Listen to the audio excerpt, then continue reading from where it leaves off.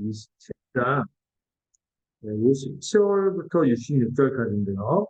먼저 우리 앞단락만 한번 이 시간 함께 읽어보도록 하겠습니다. 마태복음 27장 50절부터 66절인데 56절까지만 일단 읽고 말씀을 강의하다가 그 다음 부분 읽는 식으로 진행할 것 같습니다. 마태복음 27장 50절부터 56절까지 제가 한 절 읽고 여러분들 한 절 읽는 식으로 천천히 교독하도록 하겠습니다. 제가 먼저 한 절 읽겠습니다. 예수께서 다시 크게 소리 지르시고 영원히 떠나시며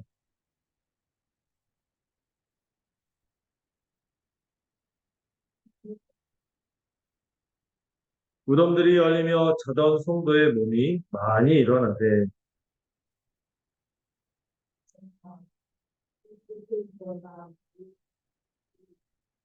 백부장과 및 함께 예수를 지키던 자들이 지진과 그 일어난 일들을 보고 심히 두려워하여 이르되 이는 진실로 하나님의 아들이었도다 하더라.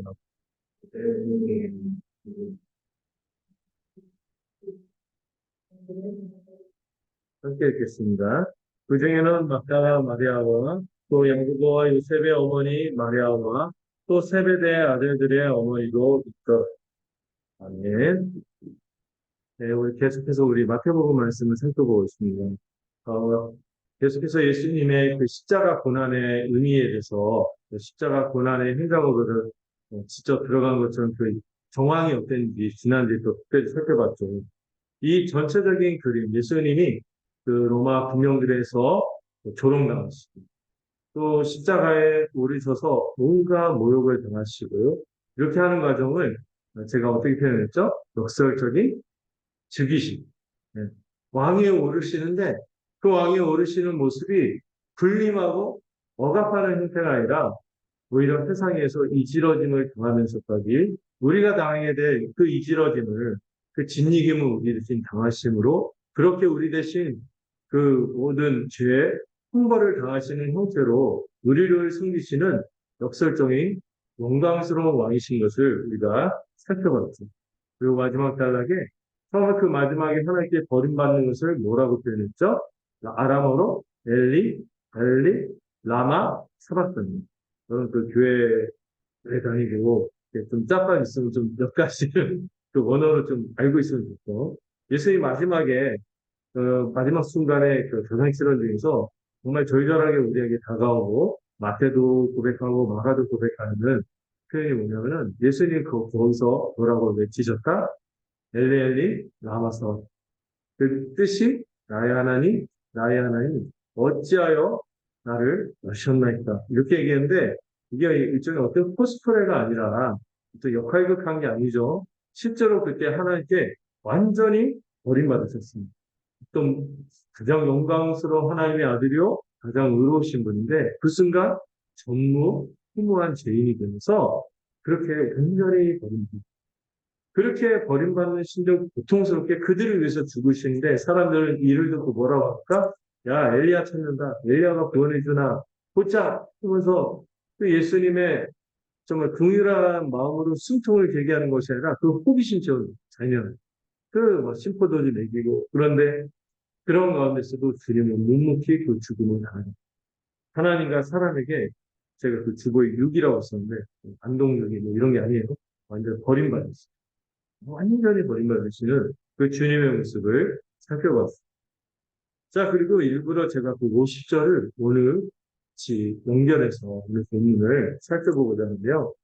이 첫 단락의 핵심은 주님의 십자가 죽음으로 세상에 그 죽으면 모든 게 끝이라고 우리가 여기지 않습니까? 근데 주님의 죽음은 그냥 끝나는 것이 아니에요. 그 죽음으로 말미암아 어떤 일이 나타났습니까? 결정적인 변화들이 나타났습니다. 십자가가 놀라운 성취를 이뤄냈고 놀라운 역사가 나타나고 있음을 마저 그 십자가 죽음이 일어나자마자 이 마태도 그렇고 마가도 그렇고 동일하게 보여주는데요. 이 운명적 마지막 외침이 뭔지는 기록이 안 됐어요. 그 마지막 외침을 하시고 주님이 돌아가시거든요.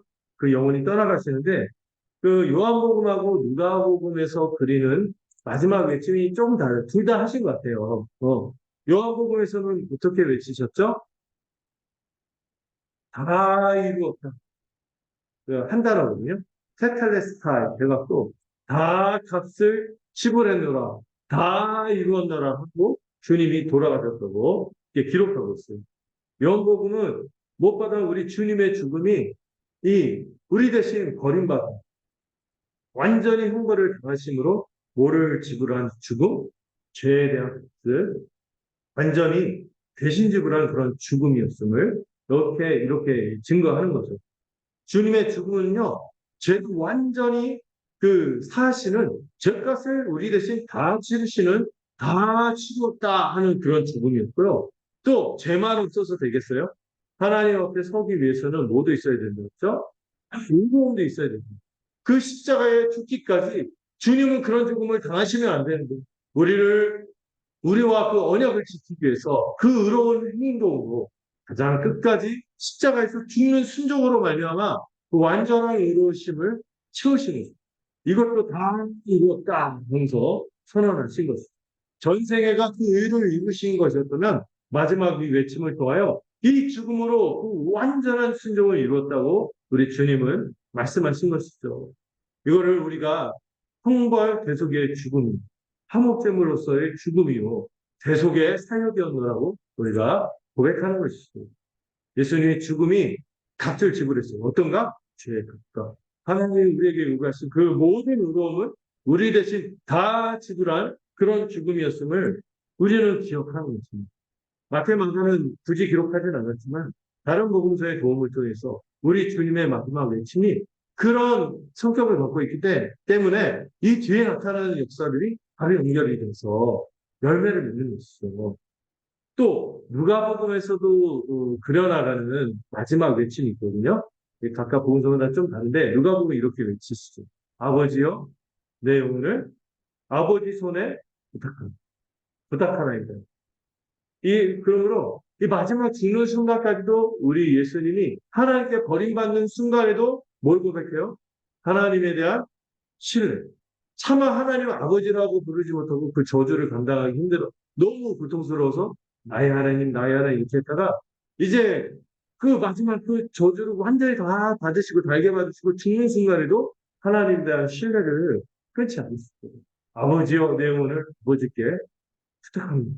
아버지 손에 완전한 신뢰를 보여주시고 이렇게 함으로 또 주님께서 그렇게 고백할 수 있는 것은 하나님이 자신의 죽음을 통하여 다시 자신과 더불어 모든 인류를 아버지로서 받아주실 것을 확신하기 때문에 이 사역이 완성될 것을 확신하기 때문에 다시 아버지라고 외치시면서 돌아가신 것으로 우리는 볼 수 있는 것이죠. 그래서 이어지는 51절 보시면은 이에 이렇게 나오는데 이게 좀 다른 번역에 보면은 바로 그 후에 이렇게 이 주님의 죽음과 바로 일어나는 일들이 어떻다? 그냥 접착제처럼 붙여서 일어나는 아주 연결된 그런 일이라고 설명하는 거거든요. 예수님이 죽음 이후에 어떤 일이 일어납니까? 대략 제가 아까 한 네 가지를 얘기할 텐데 첫 번째 네 가지이기도 하고 다섯 가지일 수도 있어요. 섞여 있는데 첫 번째 어떤 일이 일어났습니까? 본문을 보니까 성소휘장이 찢어졌는데 어디에서 어디로? 위에서 아래로 찢었어요. 이거는요 누가 찢은 거예요? 하나님이 찢으신 예수님의 이 외침을 들으시고 다 치루었다. 다 이루었다. 아버지 어디 영혼 아버지 손에 부탁합니다. 하자마자 하나님이 화답하십니다. 성소이장을 쫙 찢어버리시고 우리 주님의 영혼을 받을 뿐만 아니라 우리 주님과 더불어 주님 안에 있는 모든 이들을 받겠다고 선언하신 것이 성소휘장을 찢어버리십니다. 네. 얼마나 영광스러운 장면인지 모르겠어요. 네. 그러면서 이제 동시에 지진이 일어나는데 이게 성소휘장이 찢어지는 것과 이 지진이 일어나고 막 바위가 터지고 막 이렇게 하잖아요. 얼마 전에 아프리카 어느 지역에 모로코인가 막 해서 네? 필리핀인가요? 제가 요즘 뉴스 자세히 안 봐갖고 모르는데 어쨌든 너무 처참하고 막 그러잖아요. 근데 여기에도 종종 국지적인 지진이 일어나기도 하는데 근데 이때 이 타임에는 지진이 일어나요. 그리고 성소회장이 위에서부터 아래로 찢어졌는데 이게 아주 영광스럽고 의미심장한 일인 것입니다. 여러분, 이 성소 휘장이 위에서부터 아래로 찢어진 건요, 마태복음만 기록하나요? 마가복음도 기록하고요, 누가복음도 똑같이 기록하고. 그만큼 예수님의 죽음이 갖고 있는 이 성소 휘장이 찢어지는 것과 너무나 긴밀한 연관성이 있는 것이죠. 하나같이 이를 증언하고 또 히브리서도 이거를 하나의 성소 휘장까지 연결해서 찢었다고 얘기할 정도로 되게 중요한 의미를 갖고 있습니다. 여러분 휘장이 뭐죠? 휘장? 휘장. 뭐 커튼 뭐 이렇게 생각하면 될까요? 커튼. 어마어마하게 큰 커튼이라고 생각하면 될 텐데 이게 뭐와 뭐를 그 가림막이라고 했었어요. 뭐와 뭐를 가로막는 가림막? 성소와 지성소를 가로막는 가림막, 휘장인데 이게 그 소재가 뭐냐면 20가닥으로 꼬은 실로 엮은 여러분 세 가닥으로 엮어도 이게 굉장히 튼튼하잖아요. 24가닥으로 이렇게 실 하나를 24가닥으로 이렇게 꼬은 실이 그걸로 직접 한 거니 얼마나 이 내구성이 튼튼하겠어요. 그 방탄조끼 이런 것도 막 그런 거라면서 굉장히 소재를 막 이렇게 해갖고 그래서 막 하는데 굉장히 두껍고 굉장히 튼튼한 휘장입니다. 이 거대하고 두꺼운데 그 높이가 몇 미터냐면은 18m, 18m. 18m. 그때 헤롯 성전이 세배 규모로 지었기 때문에 이 성소가 굉장히 컸대요. 성소 지붕. 네. 제가 얼마, 네. 제가 얼마, 어저께 토지하우스 봤었는데 거기 부분이 있더라고요. 이 18m나 되는데 그 높이가 그런데다가 폭이 9m. 굉장히 어마어마한 휘장이죠. 그리고 두께가 몇 센치냐면 이게 좀 확장하는 좀 다른데 최소 잡은 게 10cm. 휘장이 두께가 10cm. 이거 뭐 거들려고 하면 지니까 막 도구 써야 돼요. 음. 이런 휘장이 있었는데 여러분 이 성전이 어떻게 조감도식으로 어떻게 구성되어 있는지 좀 알 필요가 있겠죠. 전에 언약할 때도 제가 설명하긴 했는데 여러분 하나님의 임재가 가까운 방향을 이 유대인들은 어디라고 했죠? 자, 동서남북 중에서 하나님의 임재가 가까운 쪽 어느 쪽? 어느 쪽일까요? 네. 우리 교회에서는 어디가 동서남북 어떻게 돼요? 해가 저쪽으로 가요. 서쪽. 아, 아? 해가 저쪽으로 이지 않나요? 저쪽으로 이네. 어쨌든 패스. 어쨌든 하나님의 임재가 가까운 쪽으로 여기는 데가 어딜까요? 여러분 옛날에 그 문학 작품 중에 그런 거 있었죠. 에덴의 동쪽. 에덴의 동쪽인데 그게 왜 에덴의 동쪽이 타락하고 인간이 간 데가 에덴의 동쪽이니 그 반대가 어디예요? 서쪽이 하나님의 임재가 있는 곳이라고 얘기해 줍니다. 그러니까 나중에 하나님이 진노해서 그 성전에서 임재가 떠날 때 서쪽에서 동쪽으로 성부 문을 열고 큰 누가버리는 그런 환상을 보여요. 그럼 가장 지성소가 어디 있게요? 서쪽에 있겠죠. 서쪽에 지성소가 있고 그 다음에 성소. 성소가 있고 그다음에 제단 뜰 이렇게 있고 제사장의 뜰이 있고 그다음에 그 밖에 이스라엘의 뜰이 있고 그 이스라엘의 뜰이 보통 사람들이 예배드리고 이렇게 들어갈 수 있는 제한된 곳이라면 그 다음에는 여인의 뜰이 있었어요. 여인의 뜰이 있고 그 여인의 뜰 바깥에 가장 동쪽에 성전 안에서 가장 동쪽에 뭐가 있었어요? 이방인의 뜰이 있었어요. 예수님이 한번 트라클리어 표현하면 좀 됩니다. 한번 뒤집어 엎었잖아요. 어디였을까요? 그 이방인의 뜰에서 성전 제사장들이 이방인들 기회를 찾아나 보니 장사했잖아요. 그 동쪽이에요. 그 이방인의 뜰이 있었고 그 이방인의 뜰 벽에 뭐라고 써붙여 있으면은 이 성소에 가까이 죽고 나면 죽임을 당할 것이다. 이런 경고의 문구가 새겨져 있었어요. 근데 또 하나가 이 거룩하고 거룩하지 않은 것에 대해서 얼마나 이 공간으로 나눌 만큼 이스라엘 백성이 예민해져 있어요. 그리고 그 중에서도 이 가장 서쪽에 있는 지성소에는 언제 들어갈 수 있었죠? 1년에 단 하루 대속죄일. 이거를 우리 쉽게 이해하도록 이스라엘의 죄가 계속 진영 바깥에서 들어서 온 진영을 물들고 그다음에 그 뜰로 들어와서 성소를 더럽히고 지성소까지 들어온다고 하는 게 대속죄일. 대속죄일날 아예 그 7번 속죄제수를 해서 완전히 뭐죠? 대청소를 하는 거예요. 근데 이 대속죄일에 하루 들어요. 가장 거룩하다고 거룩하게 할 수 있는 그 시간에 누가 들어갈 수 있어요? 가장 거룩한 장소 지성소에 가장 거룩하게 여겨지는 대제사장이 들어가는데 대제사장이 그냥 들어갈 수 없죠. 그 들어가기 전에 어떻게 해요? 7번이나 속죄 제사를 하고 그리고 나서 가장 정결하고 거룩한 예물로 여겨지는 것을 들고 지성소로 들어가는데 이 휘장 제치고 들어가는 되게 힘들었겠죠. 휘장을 제치고 들어갈 때 항상 이 제사장이 대제사장이 유일하게 한 명 들어갈 수 있는 그 대제사장이 몸에 장착을 해야 되는 것이 있어요. 뭔지 아세요? 네. 끈도 맺고 또 뭐도 달았어요? 방울을 달았어요. 왜 방울을 달았게요? 예? 그 만약에 이게 거룩하지 않고 정결하지 않고 그 제사를 함부로 하고 하면은 소리가 안 나죠. 하셨네. 이렇게 해야 되니까 이게 무슨 일이 아닌데 예. 아주 엄중하게 거룩하게 여겨졌던 그런 곳이었죠. 여러분 이런 것들 저런 것들 생각하면 여러분 이 휘장이 찢어진다는 것은요 어마어마한 사건입니다. 하나님이 우리 같은 죄인이 어떻게 하나님께 나갈 수 있을까 이렇게 질문을 할 때 이런 장치들이 우리 정말 연약할 뿐 아니라 정말 죄 많은 이 피조물이 하나님 앞에 선다는 게 얼마나 우리가 상상도 못할 그런 일인지 알 수 있는 거죠. 근데 그 휘장이 찢어졌는데 어디서부터 어디로 하나님 친히 이 예수님의 외침을 듣고 잊어버렸습니다. 얼마나 은혜로운 순간이고 영광스러운 순간인지 모르겠습니다. 여러분 그 성전이 휘장이 찢어졌다는 것은요 아주 의미가 심장한데요. 이제 첫 번째 어떤 의미가 있냐면 이제 겉껍데기로 있는 분물 성전은 이제 의미가 있다 없다? 없다. 이 옛성전이 이제 폐기됐고 하나님이 이 옛성전을 폐기시켰습니다. 그 기껏 하나님의 집 왕을 모시라고 하나님이 예비한 집이 그 이스라엘의 왕신 예수님은 어떻게 되었습니까? 거절했고 죽음으로 몰았죠.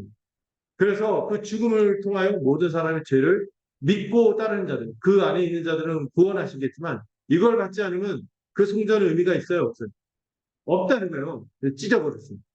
그래서 실제로 AD 70년에 성전이 파괴되고 완전히 없어졌습니다. 이제 종말이 새 시대가 임합니다. 옛 시대는 이제 끝난 거예요. 성전 건물로 하나님께 나가는 거 이제 의미 없습니다. 이제 누구로만? 예수 그리스도의 보혈의 은혜로만 들어가는 것입니다. 그리고 또 하나 지금 얘기한 예수 그리스도 십자가 보혈의 은혜를 믿고 의지하는 자들이 들어가는 새 성전이 완성됩니다.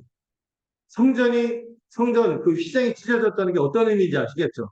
옛 성전은 이제 끝났고 그리스도를 통하여 새로운 성전이 세워졌어요. 이 새 성전은 건물이 아니라 뭐예요? 우리의 각 사람이 그 예수 그리스도 십자가 은혜가 무엇인지 보혈이 무엇인지 믿고 의지한다면은 우리가 감히 그냥 근처만 가도 죽어버리는데 그냥 마음껏 자녀로서 그리스도와 같이 하나님이 우리를 바라보시며 마음껏 받는 그런 시대가 됐다는 것을 보여주는 것입니다. 그래서 주님이 뭐라고 외치셨어요? 다 이루었다. 친히 자신의 육신으로 영단번에 드림으로 영원히 효력 있는 대속의 제사를 완전히 드리신 것입니다. 친히 대속 제사를 제물이 되어서 제사를 드렸을 뿐만 아니라 그분 자신이 대제사장으로서 친히 제물이 되어서 이제 그분 안에서 모든 사람 그리고 모든 날 어떤 대속제일만이 아니라 모든 날이 거룩한 날이 누구 안에 있을 때? 그리스도 안에 있을 때 모든 날이 에브리데이, 홀리데이. 모든 날이 거룩한 날이 되고 모든 장소 그리스도를 모시고 그분 안에 있는 자는 그 사람이 어디에 있든지 그것이 어디예요? 성소가 되고 그 자신이 그와 함께하는 공동체가 하나님의 거룩한 성전이 되는 것입니다. 그러니 이제 성전 필요 없어요. 모든 날, 모든 장소, 모든 사람이 누구 안에서 우리 참성전이신 그리스도. 우리가 온전한 하나님의 백성으로 살아가는 것입니다. 그래서 아버지 손에 의해서 휘장이 찢어진 거예요. 우리 주님이 아버지 손에 자신의 영혼을 부탁하실 때 하나님께서 오냐 내가 그 십자가 죽음의 의미를 완전히 흡족하게 받아들인다. 너의 그 헌신과 그 너의 온전한 순종을 내가 기뻐 받으마 하면서 그 성전 휘장을 찢으시고 받으시고 우리를 받으신 거예요. 네. 하나님이 그리스도 안에서 행하신 일이시죠. 우리 주님이 자발적으로 행하신 것이기도 하지만 하나님이 그리스도 안에서 행하시기로 작정하시고 그 일이 이루어졌으므로 주님이 이거를 찢으시며 우리를 받으신 거예요. 찢었을 때 우리 주님만 받은 게 아니라 누구도 받으신 거예요? 우리도 아낌없이, 값없이 그냥 받으신 거예요. 얼마나 귀한 일인지 모르겠어요. 그리스도와 그분의 온전한 행위, 그분의 제사함의 모든 혜택이 받아들여지듯이 우리 모두가 그저 믿기만 하면 받아들여지는 그런 시대예요. 그러자 어떤 일이 일어났어요? 땅이 진동하고 바위가 터졌는데 이건 그 굉장히 실제로 그런 일이 일어났기도 했고 이게 어떤 징조를 얘기합니다. 어떤 징조? 여러분 그 생일 파티만 해도 뭘 터뜨려요? 묵직 터뜨리고 기념이 될 만한 뭔가 일어났다 이렇게 알리잖아요.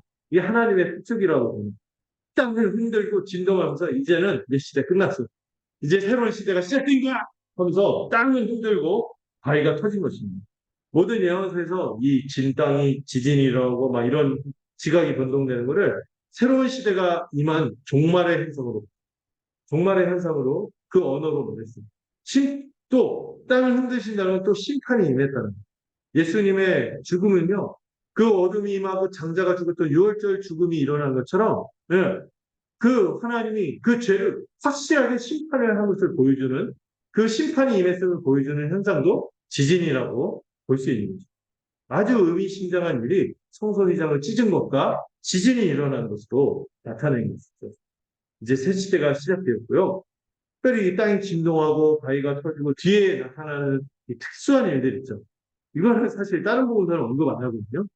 테만이 예, 이걸 언급하고 있어요. 실제로 이런 일이 일어났기도 했고 이런 일이 일어난 게 사실 누가나 마가나 이런 사람들은 좀 유대인보다는 좀 다른 이방인들을 좀 많이 쓰다 보니까 이런 일들이 왜 일어났는지를 누가 더 잘 알아들었을까요?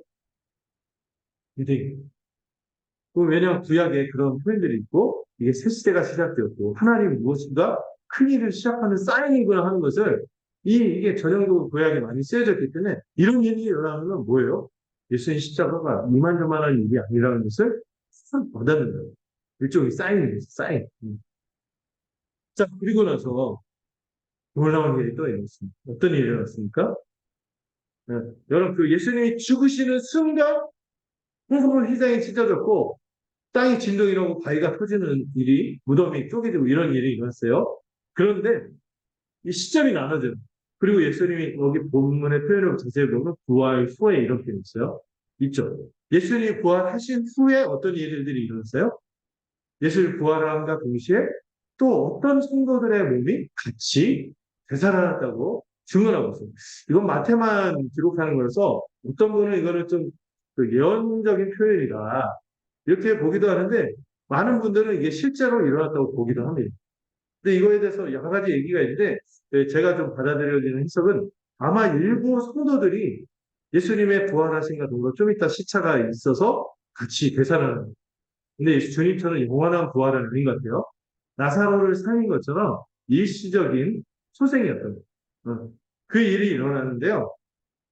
그 무덤에서 나서 이 성도들이 어디로 들어갔습니까? 이 거룩한 성에 들어갔습니다. 이 교회가 탄생하기 전에 모두 예루살렘에서 모였죠. 이 예루살렘으로 들어가서 이렇게 그들이 친히 예수님의 부활뿐만 아니라 그들도 하나님이 이 죽음의 권세를 끊어내고 죄로 인해서 우리를 다스렸던 이 죽음의 권세를 끊어내고 생명의 조짐이 시작됐다는 것을 이 더불어 부활한 성도들, 그 소생한 성도들을 통해서 증거를 보여주는데요. 이게 의미가 있어요. 여러분 예수님만 부활하고 어떤 일도 안 일어났으면요. 또 주님만의 일이겠지 할 수 있잖아요. 그렇죠. 근데 일부 성도들이 이 해생한 사건을 통하여 예수님의 부활이 바울의 표현대로 부활의 첫 열매를 콩 심은 데 콩나무 팥 심은 데 한나듯이 우리 예수님을 믿고 그 부활의 은혜와 십자가 부활은 세트예요. 따로 생각할 수 없어요. 이 십자가 부활의 은혜로 우리도 동일하게 이 부활의 권능에 참여할 것을 보여주는 징표로서 이런 일들이 일어나는 것입니다. 부활의 첫 열매라는 우리 있습니다. 그리고 많은 사람에게 보였습니다. 이 일들이.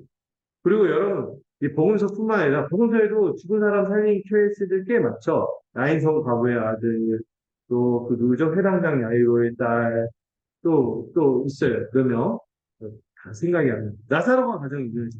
사실 예수님을 죽여야겠다 하고 이 유대 병력자들 혈안이 된 계기가 된 사건이 나사로가 살아나는. 근데 초대교회에서도 이런 일들이 좀 일어났어요. 그 유명한 여러분들 그 예배 시간에 졸면 안 된다는 교훈을 주는 유씨들. 우리 유씨 없죠? 유두거. 유두거가 예, 부활하. 그 안식 첫날 그 주일에 부활하거든요. 그것도 참 의미가 있죠.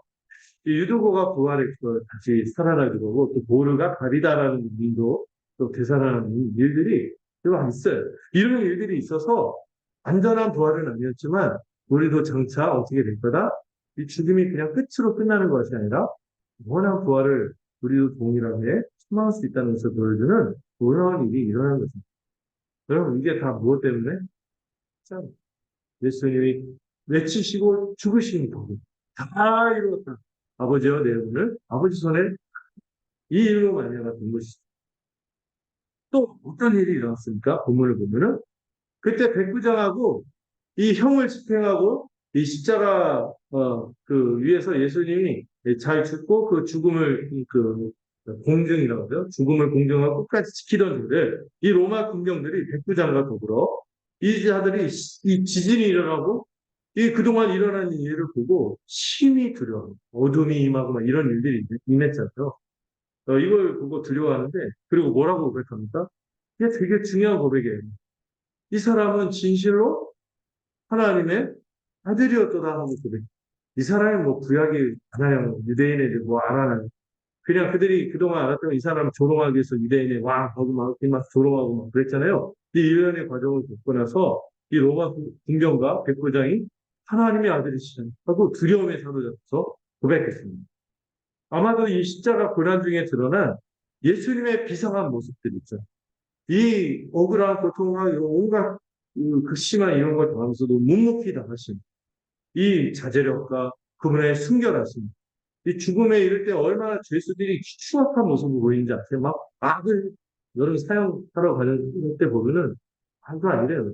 그런 막 악에 붙잡고 막 이분은 그냥 어린 양처럼 죽으시고 너무 순결한가 또 그분의 사랑이 그 위에서 그들 자기를 조롱하고 하는 일에서 저들이 하는 대로 노름과 용서하고 이런 과정을 보고 정말 예수님에게서 뭘 본 거예요? 신성을 보고 하나님의 아들이심을 고백할 수밖에 없어요. 그리고 무엇보다도 뭐 이런 그런 것으로 예수님 그래서 하나님의 아들이라고 고백했겠구나 했겠지만은 저는 결정적인 게 뭐라고 생각하냐면은 십자가 자체의 표력 때문에 인생을 십자가 자체의 능력으로 말미암아 이 십자가를 본 순간 십자가를 정면으로 마주본 사람들 그리고 온갖 이 자기의나 세상 영광 막 이런 온갖 선입견 있다 할지라도 이 십자가 영광을 제대로 보면은 어떻게 됩니까? 이 이방인들처럼 우리 주 예수 그리스도를 뭐라고 고백해요? 그 주님의 십자가에 감춰진 영광을 우리 주님의 은혜로 본 사람, 하나님의 계시로 본 사람들은 뭐라고 고백할 수밖에 없어요? 이분이야말로 하나님의 아들일 수밖에 없어요. 하나님의 아들이구나 그렇게 고백하게 되는 것이죠. 아이러니한 것은 자기 백성을 그렇게 자기의 쩌들고 세상 영광에 이 세상 탐욕에 쩌들어서 이 메시아를 자기 기준에 안 맞는다고 그렇게 거절하고 모욕했지만 세상에 그 형을 집행하고 조롱하고 이랬던 사람들이 갑자기 이 십자가 영광을 마주 대했을 때 어떻게 됐겠어요?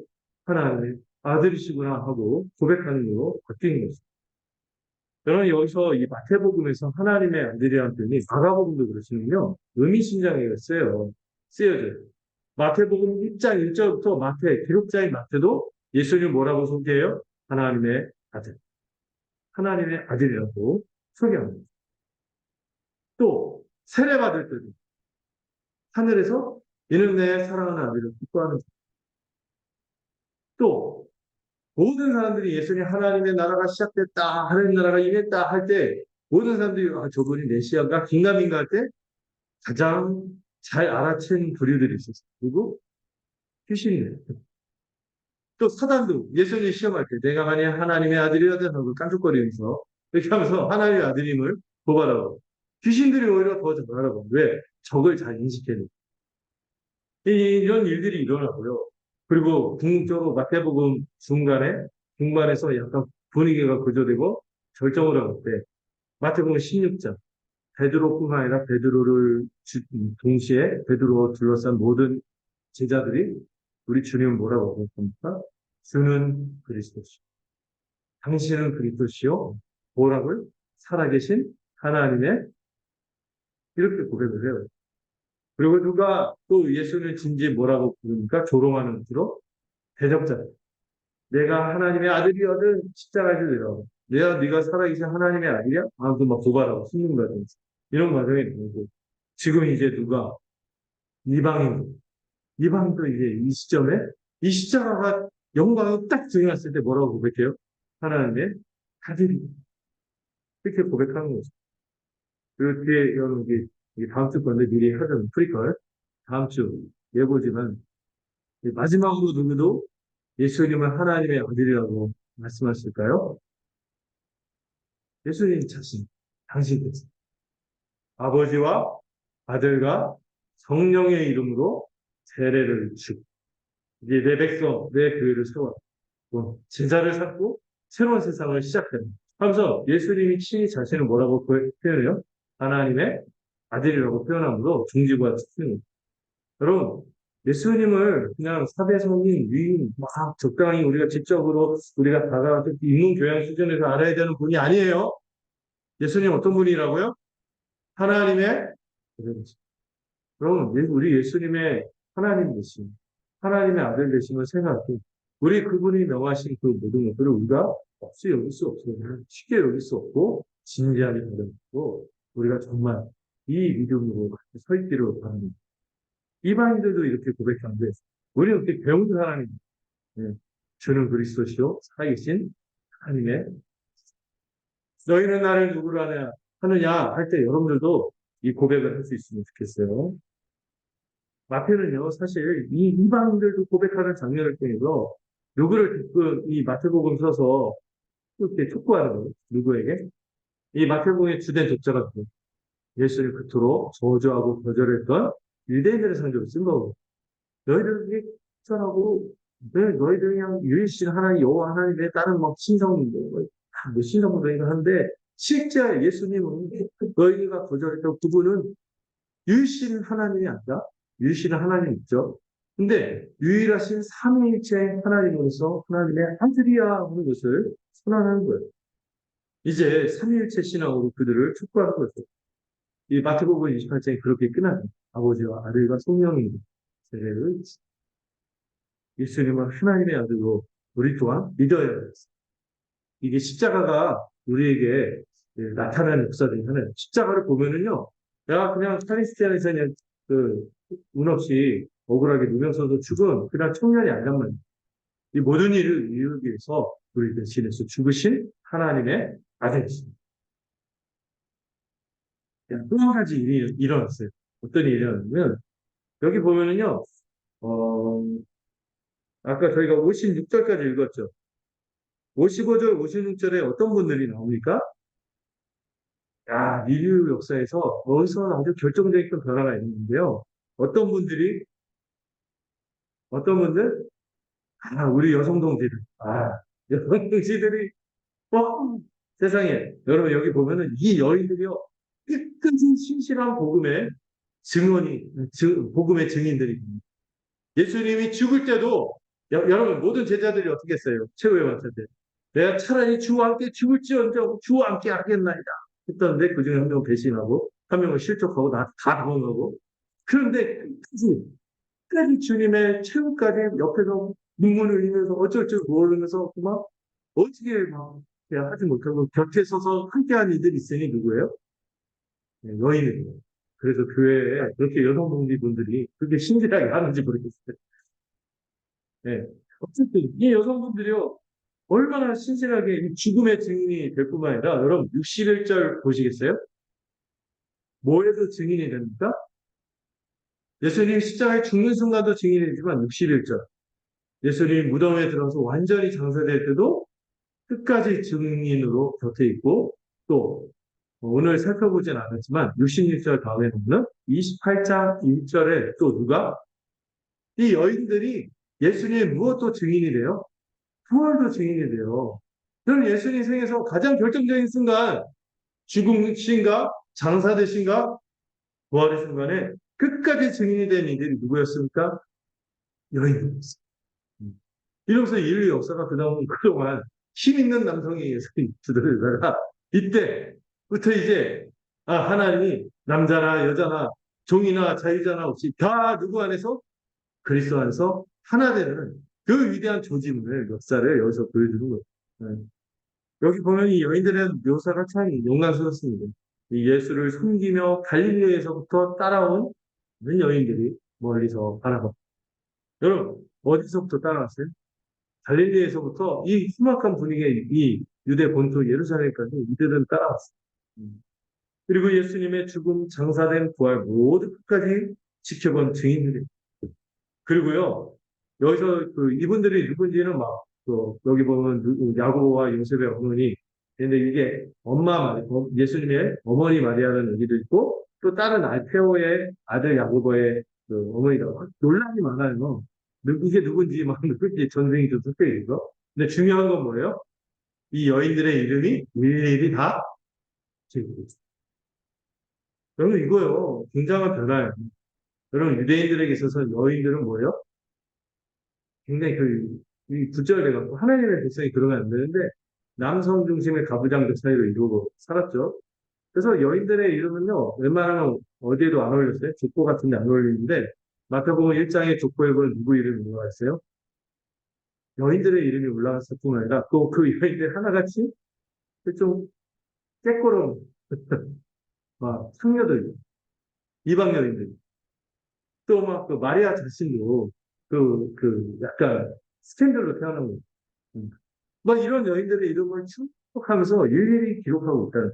근데 일장에서도 그러더니 마태복음 말미에서도 이 여인들의 이름을 하나하나 언급하고 있어요. 이게 이 마태의 저자 의도 또 하나님이 어떤 변화를 교회 가운데서 시작합니다. 어떤 세상이 시작된 거예요? 차별이 없는 세상이 시작이 됩니다. 그래서 교회의 중요한 특징이 뭐예요? 목표. 누구도 차별 없이 그리스도의 은혜로 나와서 동등한 시민권을 누리는 세상이 온 것입니다. 에베소서에서 그런 얘기입니다. 우리가 한 가족이고 한 시민이다. 하나, 한 몸이다. 한 시민이다. 한 가족이다. 그 일이 뭐로 인하여 나타난 거요? 십자가로 말미암아 나타난 역사인 것입니다. 이 여성들도 같이 이 차별 없이 우리 주의 은혜, 교회 거기서 명예롭게 당당히 주역이 되는 거예요. 아담의 범죄 이후 서로 억압하고 차별하던 세상. 남자는 여자를 다스리고 여자는 남자를 원한다 그랬잖아요. 이 원한다는 게 권력입니다. 지배하는 세상이 이제 있었어요. 서로 억압하고 차별하던 세상이 아니라 이제 그리스도 안에서 남자도 여자도 없어요. 종도 자유자, 이방인도 유대인도 없어요. 모두가 다시 하나가 된 것입니다. 교회 안에서 이제 함께 주역이 되며 그리스도의 계보에 들어갈 뿐만 아니라 교회 함께 천국 백성으로 당당한 구성원이 되는 일이 무엇으로 말미암아 됐나요? 다 이루었다. 이 십자가 은혜로 말미암아 모든 일들이 다 일어나는 것입니다. 할렐루야. 자, 얼마나 이렇게 할렐루야 안 하거든요. 근데 이렇게 안 할 수가 없더라고요. 정말 이 기쁜 일이에요. 여러분 그래서 교회는요 이 십자가 안에서 이 모든 변화에 있어 혜택을 누리며 살아가는 공동체입니다. 모두가 그리스도와 이 십자가의 이 혜택, 제사함의 은혜를 받는 것입니다. 성소와 지성소를 가리던 현장이 하나님의 의에 찢어졌습니다. 이제 우리는 그리스도 안에서 거침없이 하나님은 아버지라고 부르며 그분의 인재와 능력을 누리는 자녀가 되었고 우리가 기도할 때마다 우리 마음의 심상을 뭐라고 그리라고 했어요? 탐구합니다. 하나님은 우리를 아버지로 받으시면서 하나님 우리가 뭘 하면서 걱정하면서 기도하자. 예, 기도에 임할 때 막 그런 게 있어요. 막 기도하는 거예요. 그리고 모두가 다 이 어떤 성도들이 먼저 회생을 함으로 부활의 증거를 보였듯이 우리도 다 부활의 소망을 약속받았습니다. 그리고서 여러분 예수님 십자가 부활이 떨어지지 않듯이 우리는 지금도 죽음으로 끝나는 것이 뭐로 연결될까요? 부활로 연결돼야 돼요. 이게 십자가 부활이 떨어지지 않는 흔적의 역사이듯이 우리 인생의 죽음이요 그냥 끝이 아닌 부활로 이어질 거예요. 그리고 이방인들도 수많은 하나님의 이름을 부르지 않는 사람들이 이제 동일한 신앙 고백을 했고 우리 주 예수 그리스도 십자가 그 은혜 또 복음의 증거를 받으면 이는 실로 하나님의 아들이었구나 하고 고백하게 되어 있는 것입니다. 그러므로 함께 천국 백성이 되는 것입니다. 이 천국 백성이 교회가 되면 어떤 일이 일어나요? 온갖 차별이 철폐되는 은혜가 십자가 안에 다 담겨 있는 겁니다. 이 십자가가 가져온 혜택을 여러분들 모두가 저와 더불어 기쁘게 받아들이고 믿으시길 바랍니다. 자, 두 번째 단락으로 넘어갔어요. 57절에서 61절 함께 읽어보도록 하겠습니다. 제가 먼저 읽고 여러분들 읽어볼게요. 저물었을 때 아리마대 부자 요셉이라 하는 사람이 왔으니 그도 예수의 제자라.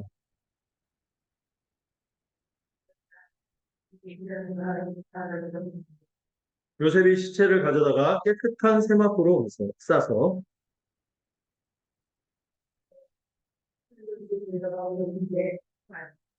함께 읽겠습니다. 거기 막달라 마리아와 다른 마리아가 무덤을 향하여 앉았대.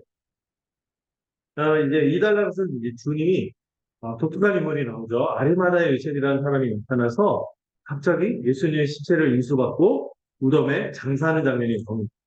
근데 이게 가장 중요한 메시지는 이 일이 왜 일어나느냐 하는 것을 그 의미가 뭐냐면은 예언이 성취된 걸 보여줍니다. 예언이 성취된 걸 보여주는데 그 예언이 어떤 것인지 조금 살펴보고요. 먼저 이 아리마대 요셉을 어떻게 소개합니까?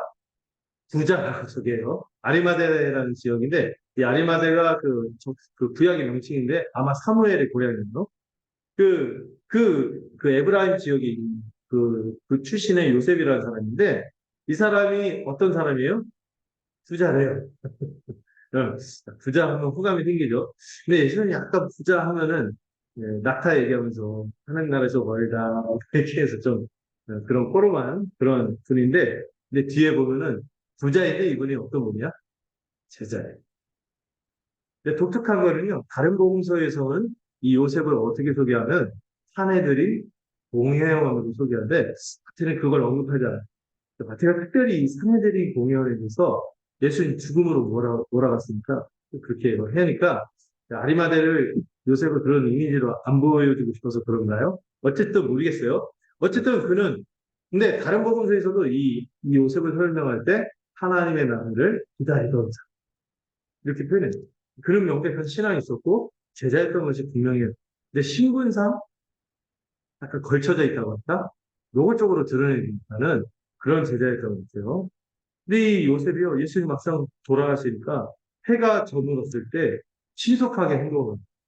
해가 저물면은요, 그때 이제 안식일로 넘어가게 되면은 그때는 이제 예수님의 시신을 처리할 수가 있어요. 율법에.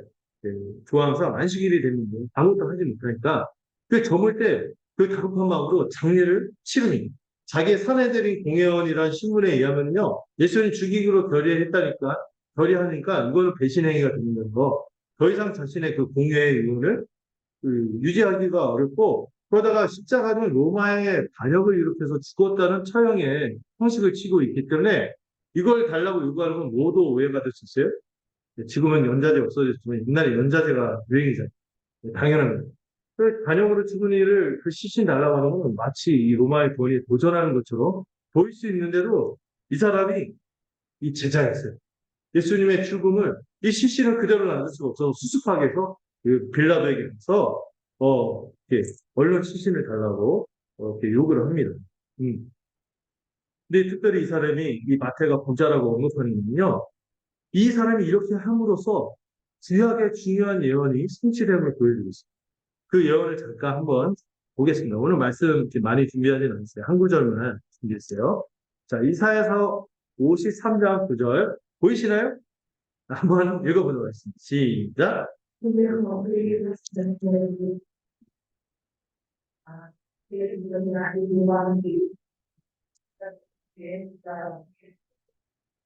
이게 공교롭게도 예수님이 여기 나타난 어떤 사람이 죽을 때 누구와 함께 있다고? 부자와 함께 있다고 했는데 아리마대 요셉이 어떤 사람이에요? 부자예요. 그의 묘실에 들어감으로 부자와 함께 있게 되는 결과가 성취가 되는데요. 여러분 이사야 53장이 별명이 있어요. 고난받는 종의 배. 그래서 이거를 메시아를 예언하는 그런 그 예언서라고 알려져 있는데 거기서 정확하게 예수님의 죽음이 어떨 거라 부자들과 더불어 함께 요실에 들어가는 것을 이미 몇백 년 전에 예언하는데 그게 정확하게 이루어집니다. 이런 일이 이루어집니다. 음. 그리고 여러분, 이 요셉의 이 헌신과 요셉의 이 행위로 말미암아, 야, 그 전에는 예수님이 약간 아마도 그 십자가가 일어나기 전이어서는 그 부자 청년이 왔다가 실망을 받잖아요. 어떤 얘기거든요. 그리고 나서 이제 어떤 얘기가 부자가 천국에 들어가니까 낙타가 바늘에 들어가니까 힘들다. 이런 얘기를 했잖아요. 근데 이제는 부자도 들어갈 수 있겠어요. 여러분, 혹시 부자 되고 싶은 사람이 있습니까? 있겠지만 사실 그러다가 망한다고 디모데 전서에서 본 거예요. 구하려고 하면 망한다. 쓸데없는 탐을 부리지 말라. 그런데 이미 부자인 걸 어떻게 내가 그냥 뭐 안 했는데 뭐 돈이면 들어온 분들이 있어요. 그거 어떻게 했어요, 그거. 난 별 노력도 안 했는데 어떻게 막 하니까 마이다스의 소리야? 아, 뭐, 폭력으로 뭐 하려고 하지도 않는데 그런 분들이 있어요. 그건 또 태어나 보니까 부자네. 그럼 그 사람이, 너는 이제 나타나. 있어 없는 거죠. 그런데 왜 이런 현실이 변화되겠냐. 이 십자가로 나타나는 종말적 현상입니다. 이게 새 시대의 진로입니다. 여러분, 옛 시대는요, 부자는 절대 하나님 나라에 들어갈 수 없어요. 왜? 부자는 어디에 명예 있는 사람? 그 자신이 옛사람으로서 탐욕과 염려에 찌들어 사는 거는, 탐욕과 염려에 찌들어 사는 거는, 부자인 사람 치고요, 염려와 탐욕에서 벗어날 사람 없어요. 자기가 세상에 맨날 염려하고 근심하고 내가 자기가 갖고 있는 건 그냥 잃어버릴 거야. 전혀 그거 산다고. 어떻게 누릴 수 있을까? 식당이 만족되는데 그게 없어. 끝도 없이 욕심을 채우려고. 이게 옛사람의 특징이잖아요. 근데 여러분, 십자가 은혜로 말미암아 그런 옛사람이 뒤집어지면은 부자라 할지라도 어디에 사로잡히지 않는 사람입니다. 염려와 탐욕에 사로잡히지 않고, 여러분, 사도행전에 보면 그런 인생들이 나타납니다. 그들 중에서 부자들도 있을 거예요. 3천 명이나 되는 사람이 회심했는데 그들 모두가 가난한 사람이어서 복되게 살 수 있었던 것은 전제가 있었어요. 그들 중에 어떤 사람이 있었어? 없었어요? 자기 것을 자기 것이라 하는 탐욕에 사로잡힌 그 옛사람이 다 끝낸 거예요. 뭐로? 십자가 신앙으로 보면.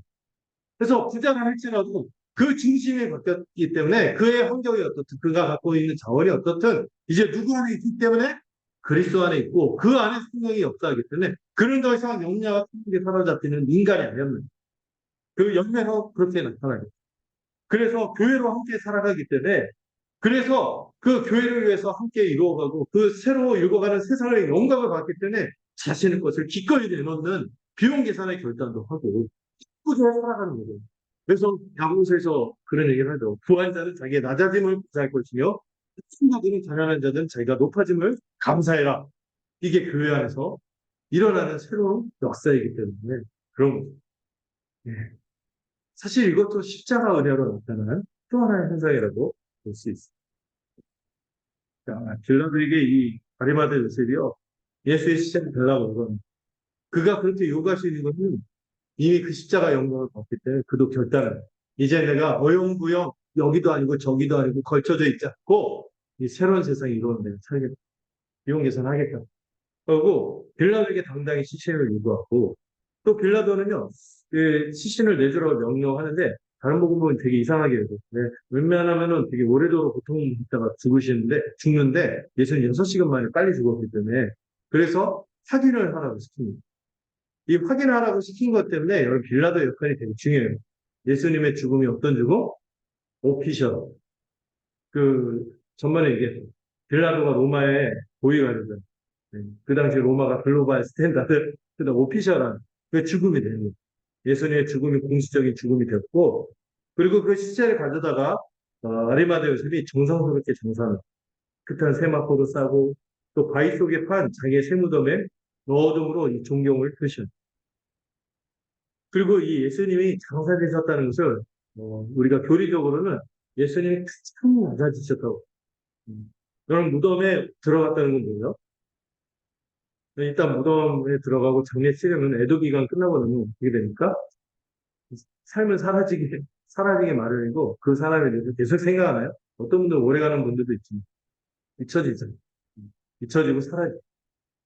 무덤에 들어갔다는 것은 그런 것을 상징하는 근데 여러분, 예수님이 실제로 무덤까지 들어가셨기 때문에 우리에게 오히려 큰 위로. 왜? 이제 그렇게 죽음으로 더 이상 끝이 아니에요. 잊혀지고 사라지는 것입니다. 이 무덤에 들어가는 것은 단지 뭐에 불과하다? 그럼 어떤 분은 화장은 이교 습관에서 우리가 꺼리긴 하지만 뭐 매장만 괜찮은 거 아니에요? 화장도 괜찮긴 해요. 이교 습관에서 우리가 꺼리는 거지. 화장을 하든 매장을 하든 수목장을 하든 상관없어요. 그 죽음은 끝나는 게 아니에요. 잊혀지고 태화되고 사라지는 게 아니라고. 그래서 무슨 원소가 이루어서 나중에 어디로 가고 이런 게 아니라고. 어떻게 된다고요? 잠시 무엇과 무엇이 분리되는 과정? 영혼과 몸이 분리되는 과정일 뿐입니다. 그리고 우리는 영혼으로 우리 주님 곁에 있다가 그리고 우리의 최종적인 마지막 때 우리 몸도 함께 영광스럽게 부활해서 결합이 될 것인데 잠시 몸과 영혼이 분리되는 이걸 생각해서 우리가 죽음에 대해서 좀 다른 자세를 가질 수 있는 것입니다. 예수님의 이 장사되심을 통해서 이런 교훈도 얻을 수 있어요. 예, 이제 요셉의 큰 돌을 굴려서 무덤문을 넣고 무덤문에 넣고 이제 갑니다. 이 요셉의 역할은 여기까지고요. 근데 여기 또 누가 나와요? 아까 얘기했듯이 아니 또 이 장사되심의 증인이 이걸 또 보고 앉아 있어요. 얼마나 신실한. 자, 정리해 볼까요? 예수님의 장사되심은 성경에 예언된 역사적 사실. 그리고 죽음이 단지 끝이 아니라 잠시 영혼과 몸이 분리되는 과정이라는 것을 증거합니다. 여러분, 죽음을 막연히 두려워하십니까? 우리 신자로서 죽음을 맞을 때 이 신생하는 사람이 두려움이 있어요. 저도 두려울 것 같아요. 또, 원래도 쫄던데, 그때 이렇게 두려워서 이상한 얘기 할까봐, 제 존경하는 이용 목사님도, 자기가, 자기도 솔직히 죽음이 두렵다. 그래서 아들한테 부탁을 했죠. 자기가 죽을 때, 그 이상한 얘기 하시는 분들이 있거든요. 믿음에서 벗어나는 말. 그 얘기할 것 같다고 입을 틀어가고. 저도 제 아내가 틀어주기도. 제 아내 아니더라도 뭐 저하고 이제 신실한 저와 함께 이렇게 신앙생활에서 하신 분이 이상한 얘기 하면 욱살고 하고 입을 막아주세요. 네. 그게 두려워요. 그런데 여러분 우리 믿음을 가지시고 죽음이 완전히 끝이 아니고 잠시 여정을 떠나는 것이고 뭔가 영혼이 분리되는 과정이 나옵니다. 이걸 알고 좀 청년할 수 있는 우리 모두가 될 수 있으면 좋겠어요. 이걸 알기 때문에요. 다음 세상에 있다는 것을 알기 때문에 우리가 이 아리마대 요셉처럼 결단할 수 있는 거죠. 사람들이 보통 이 세상이 다 전부라 생각하고 죽으면 끝이라고 생각하니까 그렇게 안 있다라는 걸 염려하고 생각 속에서 살아가는 거예요. 근데 이제 여러분 주님이 새로운 세상을 보여 죽음이 없는 세상 하나님 나라 영생과 부활을 가져옵니다. 이 소식은요 가난한 자에게도 복음이 아니라 부자에게도 복음이죠. 이제 이를 알고 믿는다면 이제 부자들도 이제 추레하게 염려와 탐욕에 치대로서 살지 않습니다. 그 삶이 얼마나 공고한지 모르겠어요. 뭐 살림살이 늘어나고 괜찮게 사는 거죠. 마음이 공허해지. 근데 그런 삶에서 이제 나와서 영광스러운 삶으로 돌이킬 수 있는. 이제 옛사람의 염려와 탐욕은 의미 없어요. 다음 세상을 위해서 이제 기꺼이 비용 계산하고 결단하고 그 하나님 나라의 일원이 되는 것입니다. 이런 은혜가 우리 모두에게 있으면 좋겠습니다. 자, 마지막 단, 마지막 단, 62절부터 26절. 이거 좀 사실 간단히 봐도 되는데 그래도 좀 보면 좋겠다는 생각을 가졌어요.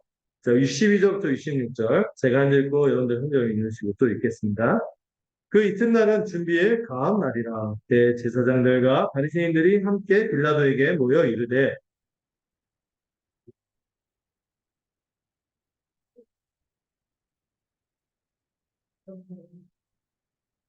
그러므로 명령하여 그 무덤을 4일까지 굳게 지키게 하소서.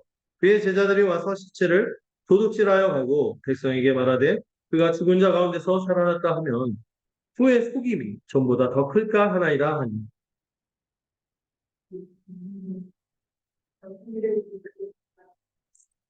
함께 읽겠습니다. 그들이 경비병과 함께 가서 돌을 인공하고 무덤을 굳게 지키니라. 이 마지막 단어는 사실 읽을 때 좀 언짢아지는 내용이에요. 사실 이게 마지막 햇빛이 돋기 전에 어둠이 깊어지잖아요. 약간 그런 느낌을 주는 본문이에요. 이 세상의 권력자들이 주님의 무덤을 굳게 지키는 이 장면이 나오고 있습니다. 그래서 제가 부제로 뭐라고 했죠? 죽음의 권세가 부활을 두려워해요. 이 모습을 볼 수 있습니다. 여기 보면은요, 예수님을 죽음으로 몰던 이 귀족들이 다 모입니다. 대제사장들, 바리새인, 산헤드들인 공회죠. 이 공회와 빌라도가 함께 모여요. 이 사람들은 각각 뭐를 생각하는 자기에 찌들어 있는 바리새인. 그 다음에 세상 탐욕에 찌들어서 타락한 제사장. 그 다음에 세상의 권력. 이 죽음의 권세를 상징하는 사람들이 다 모여 있는 거죠. 그런데 특별히 이 사내들이 이 자괴에 빠진 자들의 위선을 부리면서 이 어떤 일을 모의하는데 이 날이 어떤 날이에요? 준비일 다음 날. 준비일 다음 날이면 이브라는 그 다음 준비일이 뭐를 준비하는 날? 안식일을 준비하는 날이요. 그럼 이 날이 무슨 날? 안식일이에요. 안식일인데 뭐 하고 있어요? 멀리 이동하면서 뭘 예수님 무덤을 막아달라. 그래서 또 그 일에 또 동참하고 그 인봉하는데 그 진흙으로 펴 가르고 막 하는데 어떻게 동참해갖고 어떻게든 예수님의 이, 이 부활의 소식을 하는 거를 어떤 다른 것을 하려고 막으려고 막 하는데 그날이 안식일이에요. 이 사람들 어디에 무슨 거 없어요? 안식일을 형식적으로 지켰는데 목숨 걸은 사람인데 이제 이게 막 그런 것도 없어요 이제 이게 얼마나 위선이고 거칠었는지 그런 예. 안식을 가져다 주시는 주님을 죽이기 위해 안식일까지 이 범하는 자의적으로 범하는 그런 위선적인 모습입니다. 그리고 빌라도에게 하는 말이 기가 막혀요. 뭐라고 해요? 처음에 주여 이게 이게 그럼 바리새인하고요 대제사장이 누구한테 주여해요? 오직 살아계신 하나님에게만 주여 이래야 되는데 이 권력에 아부하는 거죠. 주여 하면서 그리고 누구에게는 이런 주라는 고백을 안 해요. 참된 하나님이자 왕이신 예수님에게 고백하지 않고 이 세상의 권력자 빌라도에게 주여라고 이렇게 말하고 있어요. 한심하죠. 그리고 이렇게 말합니다. 저 속이던 자가 살아있을 때 말하되 사후 부활한다고 한 것을 우리가 기억합니다. 이것도 참 역설적이에요. 아이러니한데 여러분, 예수님이 십자가에서 죽으시고 나서 사흘 뒤에 부활한다는 얘기를 가장 많이 들은 게 누구게요? 제자들인데 그 제자들은 다 잊어버렸어. 다 도망갔어. 근데 대적자들만 요거를 기억해갖고 그 제자들도 기억 못하는데 이들은 기억하고 이를 두려워하고 대비하고 그러나 이들은 이를 예수님을 속이는 자라고 위선적으로 공칭어 말하고 있죠. 이 제자들이 시체를 도둑질하여 백성들에게 부활했다고 전할까봐 무덤을 며칠까지만 지켜달라고요? 가을까지만 지켜달라고. 그것도 어떻게 지켜달라고? 굳게 지켜달라고. 이 요구하고. 저는 이분들 참 제자들을 너무 높이 평가하는구나. 이분들은 다 지금 찌그러져갖고, 이렇게, 바퀴벌레처럼 숨어, 어떻게, 막, 눈만 이렇게 불리고 있는 사람인데, 높이 평가하죠. 그래서 이들은 안식일을 어기면서까지 예수님의 부활을 두려워하고 대비하는 모습을 보이고 있고 이런 말도 하죠. 후의 속임이 전보다 더 클까 하나요. 후의 속임은 뭐예요? 전의 속임이 있다는 거죠. 전의 속임은 뭘까요? 예수님 뭘 속였다고 여기죠? 자신을 메시아라고 주장하고 모든 이적을 일으키고 말씀을 모든 사역을 하는 그걸 전의 속임이라고 하고 그런 이 후의 속임은 뭘까요? 예수님의 부활을 뜻하는 거죠. 이들은요, 진짜 이게 역설적으로 말하는 게 적들의 말인데 이 후의 속임이 더 커질까 하나요. 실제로 어떻게 돼요? 실현돼요. 예수님의 부활이 사실이었기 때문에 이 영향력이 어마어마하게 커질 것을 이들은 예견했는데 그것이 현실이에요. 성령이 강림하고 여러분 베드로가 예수님이 부활했다는 이 복음 설교를 선언했을 때 몇 명이 회심했어요? 3천 명이나 했습니다. 나중에 허다한 제사장이 우리 가장 예수님을 증거하고 대척점에 섰던 무리들까지도 이 복음을 받았어요. 불복했어요. 이 일들이 일어나요. 그러나 지금은 가장 어두울때 이 산헤드딘과 빌라도의 경비병이 무덤을 굳게 지킵니다. 이 빌라도가 하도 이들이 막 애걸고 또는 뭐 어깨 아치고마하면서 막 이러니까 자신의 경비병을 내어줘요. 그래서 이 산헤드딘과 이 로마의 경비병이 함께 무덤을 굳게 지키는데요. 여러분, 이 경비병이 그냥 경비병이 아니에요. 그냥 은행의 청원 경찰, 이런 게 아니란 말이에요. 어디의 군대예요? 가장 최강의 로마의 군대, 경비병. 분유도 엄격하고 살벌하고. 이런 군대가 무덤을 굳게 지켰습니다. 그리고 오늘 본문에 보면은요, 3번 반복되는 표현이 뭐예요? 굳게 지키다. 굳게 지키다. 사흘 동안 굳게 지키소. 두 번째, 너의 힘대로 굳게 지켜. 그리고 마지막, 돌을 임봉하며 굳게 지켰습니다. 이 돌이 2톤짜리 어마어마한 큰 돌이에요. 이걸로 굳게 지켰지만, 여러분, 굳게 지켰지만 지켜졌습니까? 아니지. 우리 부활의 권세가 사망의 권세, 이 세상의 권력들, 이 세상의 사람들을 현혹하는 자기와 세상의 모든 영광들을 무력화시킨다는 것이 드러납니다. 네. 그리고 이들이 이런 요청을 한 것 때문에 나중에 이들이 거짓 소문을 퍼뜨리잖아요. 예수님의 제자들이 훔쳐갔다 시신을 이게 가짜일 수밖에 없습니다. 이렇게 했는데 무슨 수로 뚫어 그 제자들. 오히려 예수님의 부활이 더 확실한 상징이 드러나게 됩니다. 로마 공비병이 그렇게 살벌하게 지킨 데다가 자기들이 친히 봉인한 그 무덤을 뚫고 이 제자들이 훔쳐갔다고요? 그 뭐라고 해야 돼? 찌질한 이 제자들. 그래서 여러분, 어떤 사망의 권세도 부활의 기쁜 소식을 막을 수 없는 거예요. 어떤 자기 의도, 그리스도의 의로우심이 증명된 이 예수님의 부활하심 앞에서 자기 의를 주장하셨어요. 그분만이 의로우시고 그분의 의를 힘있겠습니다. 이렇게 말할 수밖에 없어요. 어떤 세상의 헛된 영광과 탐욕도 그리스도의 영광 앞에서 빛을 잃습니다. 그 영광은 영원할 것입니다. 아주 영광스럽습니다. 그리고 어떤 세상의 권세도 이 빌라도를 뛰어넘는 권세가 있다 할지라도 어떤 거대한 제국의 어떤 그 강력한 권세도 이 부활의 권능 앞에서는 심판을 받고 잠시 다 지나가는 것에 불과합니다. 그 어떤 것도 이 부활의 복음이 가져다주는 구원과 영광과 능력을 할 수 없는 우리가 이를 믿고 살아가는 신자의 말씀을 맺을게요. 여러분들은 이런 십자가의 혜택을 누리고 계십니까? 이 제사함과 의롭다함의 혜택, 부활의 소망으로 흔들리지 않는 하루하루를 보내고 있습니다. 먼저 천하 만민에게 치별 없이 부어지는 이 은혜를 믿고 교회에서 이런 은혜를 누리고 있습니다. 우리가 더불어 예수를 고백하는 축복과 기쁨을 누리게끔 우리도 이 여인들처럼 복음의 신실한 증인으로 살아가는 영광을 우리 또한 살아가고 또 누리고 있습니까? 두 번째로 이 주님의 장사되심을 통해 죽음을 넘어서는 그 이상의 것으로 우리가 위안을 갖고 있습니다.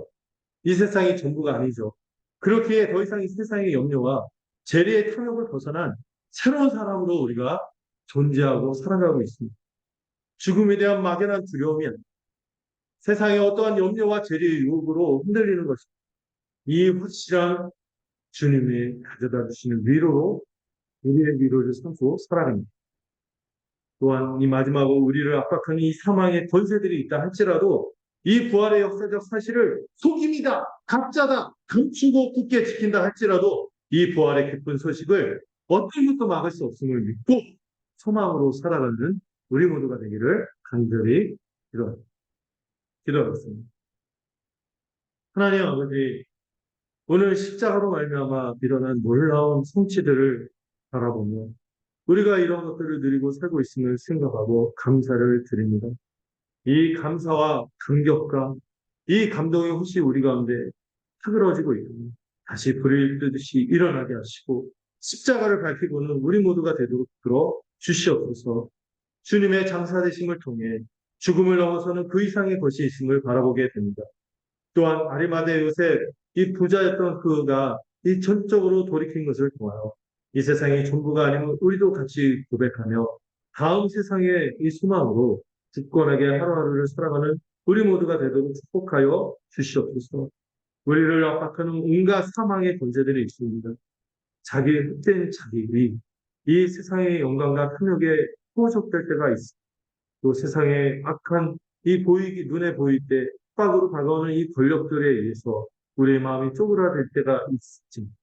이 부활의 역사적 사실이 감춰지지 않는다는 것을 기억하고 부활하신 주님 온 세상을 다스리시며 우리의 인생을 붙들고 이끌고 가심을 기억하고 이 부활의 기쁜 소식을 그 어떤 것도 막을 수 없음을 우리 또한 믿음으로 고백할 수 있는 서연의 주체들이 되도록 축복하여 주시옵소서. 예수님의 이름으로 기도드렸습니다. 한송갈 정리욱 씨 7장 함께 찬양을 드리겠습니다.